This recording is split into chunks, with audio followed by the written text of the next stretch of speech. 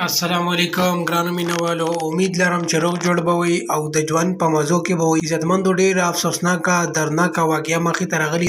د چارسدي عمرزو سره تعلق لرونکي یو ښځې خپل خاوند قتل کو د یار په سلا باندې. آیا دا یې ولې قتل کو؟ د ښځې ولا تازه بیان مخې ته راغلی دی او د هغه سړي ولا هم تازه بیان مخې ته رالو. نو هغه چې کله پولیس ګرفتار کو نو ولنه یې مکمل بیان واخیستو.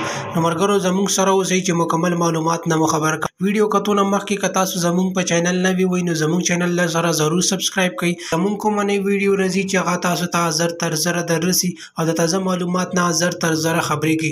ملګرو، ډېره افسوسناکه دردناکه واقعه مخې ته راغلې ده. د چارسدي عمرزو سره تعلق لرونکي یو ښځې د یار په سلا باندې خپل خاوند قتل کړل او دا خبره کوله. هغه سړي هم دا خبره کوله چې ښځې ما سره سلا وه او ما ته یې وی چې دا خاوند مې ته قتل که د هغې نه بعد به تا سره واده وکړم او زه به ستا شم که نه د په ژوند باندې د ما تا ته نه درکړي او ما به هم قتل کړي او تا به هم قتل کړي.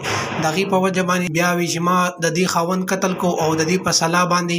ملګرو، ډېر ظلم او زیاتۍ د سړي وکړو، ځکه چې که د سر د ښځې سلا هم وه خو د داسې نه وه په کار چې یو د ښځې خاوند او د ډېر په بېدردۍ سره قتل کو او دومره او ظلم او زیاتۍ ورسره وکړو چې دا ډېر غټ لالچ واخیستو چې ما له به دا ښځه میلاو. خو چونکې پولیس هم ډېر غټه کارکردګي وکړه او ډېر غټ قدم یې واخیستو چې دا سړی زر تر زره ګرفتار او دا ښځه یې زر تر زره ګرفتار کو. او زموږ د حکومت نه او د پولیس نه دا درخواست دی چې د ښځه او د سړي ته دې زر تر زره پانسي ورکړلی شي چې آیا دا دومره ظلم او زیاتۍ زموږ په معاشرې کې ولې دومره عام شو چې یو ښځې په سلا باندې خپل خاوند قتل کو.